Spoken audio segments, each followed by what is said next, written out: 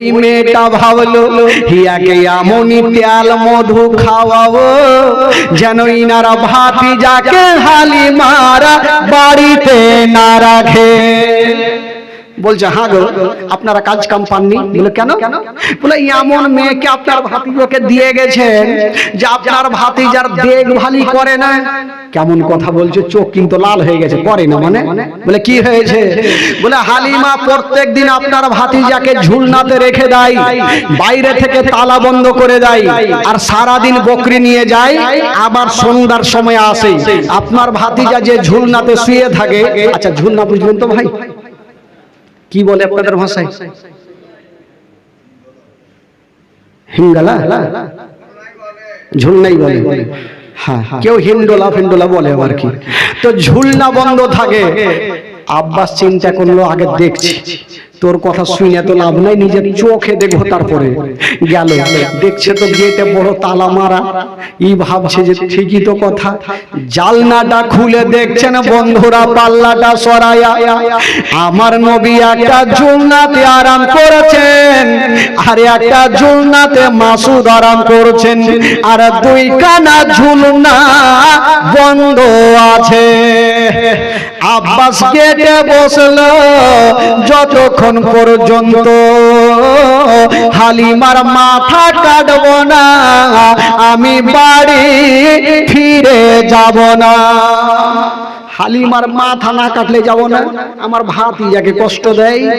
সারা দিন ধরে গেটে বসে আছে। সন্ধ্যার সময়তে মা হালিমা বাবা দুল দুল করে বাড়ি ফিরছে। আব্বাসকে দেখে একদম ভয় থমকে গেল। বলে ভাইজান কি খবর? বলছে হালিমা আজকে ঠিকঠাক জবাব দাও, যদি উত্তর ঠিক হয় ভালো, আর না হলে তোমাকে কেউ বাঁচাতে পারবে না। মা হালিমা বলল কি হয়েছে? বলে আচ্ছা বলো, আমার ভাতিজাকে তোমাকে কিসের জন্য দিয়েছি? বলে আদর যত্ন করবে, দুগ্ধ পান করাতে। আচ্ছা তুমি তো সারা দিন রেখে দাও ঝুলনাতে, আর বাইরে থেকে তালা বন্ধ করে চলে যাও, তো সারা দিন আমার ভাতিজার ঝুলনাটা কেটে হিলায়। হালিমা একটা কথা বলছেন ভাইয়া, তবে শুনালেন। আমি সকাল বেলাতে হিলিয়া যাই, সন্ধ্যার সময় এসে দেখি আপনারা ভাতিজার ঝুলনা হিলতে থাকে। আব্বাসের মিজাজ খারাপ হবে কি হবে না? এই ভাবছে একে এক্ষুনি মেরে দেবো নাকি রে। ও তো জানলা দিয়ে দেখেছে ঝুলনা বন্ধ আছে, আর এই বলছে হিলতেই থাকে। হালিমা তালা খুল, আর দেখা কুটে ঝুলনা হিলছে। মা হালিমা চাবিটা নিয়ে তালাতে ভরেছেন বাবা, আর চিন্তা করছেন আল্লাহ আজকে যদি ঝুলনা না হিলে তবে আমার জীবন বাঁচবে না। আল্লাহ তুমি প্রত্যেক দিন হিলিয়া দাও, আজকে ও ঝুলনা হিলিয়ে দাও। যেমনই দোয়া করা, দোয়া কবুল হয়ে গেল। আমার আল্লাহ বলছেন জিবরাইল দেরি করো না, তাড়াতাড়ি করে চলে যাও। আল্লাহ কোথায় যাব? বলো তাড়াতাড়ি করে যাও ওই হালিমার বাড়িতে। আমার নবী যে ঝুলনাতে আরাম করেছেন, ওই ঝুলনা খানা হিলিয়া দাও। বলছেন আল্লাহ কত জোরে যাব?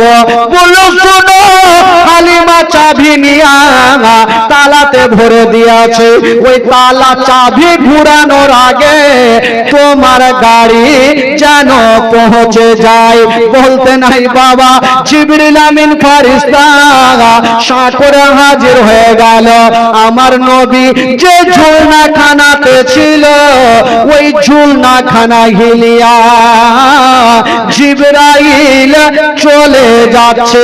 আমার নবী চোখটা খুলে বলছেন জিবরাইল একটু দাঁড়িয়ে যাও। জিবরাইল দাঁড়িয়ে গেলেন। কি হলো ইয়া রাসূলুল্লাহ? বলে জিবরাইল এটা তুমি ভালো করলে। ভালো? আজকে না হিলাইলে আপনার দুগ্ধময়ের জান বাঁচত না। ভালোই তো করেছি। বলে না। বলে কেমন কথা? বলে আমার ঝুলনা তুমি হিলাইলে বুঝে গেলাম, তো আমার পার্শ্বে আমার দুগ্ধ ভাই মাসুদ যে শুয়ে আছে, উনার ঝুলনা কেটে হিলাবে। এখন মা আসবে, এসে দেখবে একটা বেটার ঝুলনা হিলছে, একটার হিলে না, তো মা কষ্ট পাবে না? আর মার মনে কষ্ট দিতে নাই। মা বিনে বান্ধব নাই রে, মা বিনে বান্ধব নাই রে এই জগৎ গরে। ভেবে দেখো কি করছো এই মায়ের লাগিয়া, ভেবে দেখো কি করছো এই মায়ের লাগিয়া। ও সন্তানের কিছু হইল আর মায়ের মনে আগুন জ্বলে, নিভে না রে পানি দিলে, নিভে না রে পানি দিলে, নিভে না রে পানি দিলে আরো ওঠে জ্বলিয়া। ভেবে দেখো কি করছো এই মায়ের লাগিয়া, ভেবে দেখো কি করছো এই মায়ের লাগিয়া। মা বিনে বান্ধব নাই রে, মা বিনে বান্ধব নাই রে এই জগৎ গরিয়া। ভেবে দেখো কি করছো এই মায়ের লাগিয়া। জিবরাইল মার মনে কষ্ট দিতে নাই, আমার দুঃখ ভাই মাসুদের ঝুলনা খানা হিলিয়া দাও। জিবরাইল বলছেন ইয়া রাসূলুল্লাহ, আল্লাহ হুকুম দিয়েছেন আপনার ঝুলনা হিলাতে, আমি ওইটা কি করে হিলাবো? আমার নবী বলছেন জিবরাইল আল্লাহ হুকুম দিয়েছে আমার ঝুলনা হিলাতে, আর আমি হুকুম দিচ্ছি আমার হুকুমে আমার দুঃখ ভাই মাসুদের ঝুলনা খানা হিলিয়া দাও। জিবরাইল টেনশনে পড়ে গেল, এখন যদি নবীর কথা না শোনা যায় তাহলে তো আমার আল্লাহ নারাজ হয়ে যাবে, না না হিলাতে হবে। দুইখানা ঝুলনা হিলিয়ে চলে গেলেন, আর যেমনই গেলেন মা হালিমা তালাতে চাবি ভরে ঘুরিয়ে দিলেন। পাল্লাটা সরাইয়া পর্দা সরাতে যাবে, বলছেন ওগো ভাইয়া আমি ঘরে আগে যাব না, আগে আপনি ঘরে চলেন। বলে কেন? মা হালিমা বলছে এখন আমি যাব, যদি ঝুলনা হিলে তো আপনি ভাববেন যে হালিমা আগে গিয়ে হিলিয়ে দিয়েছে, আমি যাব না, আগে আপনি চলেন। তো হযরত আব্বাস বলছে আমার যাওয়ার দরকার নেই, কারণ আমি আগেই দেখে নিয়েছি ঝুলনা বন্ধ আছে, চলো তুমি চলো। হাইরে মা হালিমা যেমনই পাল্লাটা সরাইয়া পর্দাটা সরাইয়া যেমনই ঘরে ঢুকছেন বন্ধুরা, আব্বাসে সকাল বেলাতে দেখেছিল ঝুলনা বন্ধ ছিল, বাবার দরওয়াজা বন্ধ। এখন দেখছে না সন্ধ্যার টাইমে ওই বন্ধ ঝুলনা খানা হাওয়ার গতিতে ঝুলতেছিল, হাওয়ার গতিতে ঝুলছে। তো আব্বাস বলছেন হালিমা কারণটা কিছু বুঝলাম না, এই ঝুলনা হিলছে কেমন করে, আমি তো একটু আগে দেখলাম বন্ধ। মা হালিমা বলছেন ভাইয়া সেটা জানি না, তবে আমি এটা ভালো করে জানি প্রত্যেক দিন আমি ঝুলিয়া যাই, আর সন্ধ্যার সময় এসে দেখি ওই ঝুলনা খানা হিলতে থাকে। তো হযরত আব্বাস বলল ঠিক আছে, আমার নবীকে দেখলেন ভালো আছে, দেখে কিন্তু চলে যাচ্ছেন। একটু দূর আগিয়ে গিয়েছেন, দেখছেন কিছু ছোট ছোট বাচ্চারা খেলাধুলা করছে, কে পুতলা নিয়ে কে মোটর সাইকেল নিয়ে মেলার খেলনাগুলা খেলছেন। তো আব্বাস চলে আসলেন, হালিমা তুমি তো সারাদিন ময়দানে যাও, আমার ভাতিজা যে ঝুলনাতে থাকে, তো আমার ভাতিজার খেলনা কোথায়?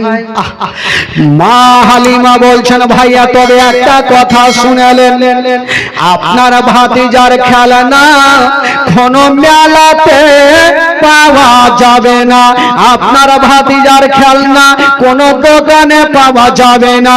বলল কেন? বলল ভাইজান গো আপনার ভাতিজার খেলনা মোটর সাইকেলের দরকার পড়ে না, আপনার ভাতিজার খেলনা পুতলার দরকার পড়ে না, আপনার ভাতিজার খেলনা কোন জিনিসের দরকার পড়ে না। ভাইয়া গো আপনার ভাতিজা যে ঝুলনাতে শুয়ে থাকে আর শুয়ে শুয়ে শাহাদত আঙ্গুলি খানা যেদিকে হিলিয়া দেয় আসমানের চন্দ্র সেই দিকে ঝুঁকে যায়। তো যার ইশারাতে আসমানের চন্দ্র হিলবে, তো তার দুনিয়ার খেলনার দরকার কি আছে? বাবা গো, হযরত আব্বাস দেখলেন, এক পা দুই পা করে বাড়ি চলে গেলেন। আমেনাকে খবর দিলেন, বহিন আমেনা, আমার ভাতিজা খুব সুন্দর আছে। বেরাদার বন্ধুগণ, বাবাজি 1:45 বাজতে চললো, এবার সবাইকে বাড়ি যেতে হবে। একবার জোরে সোরে দুরূদ পাক পড়ুন, আল্লাহুম্মা সাল্লি আলা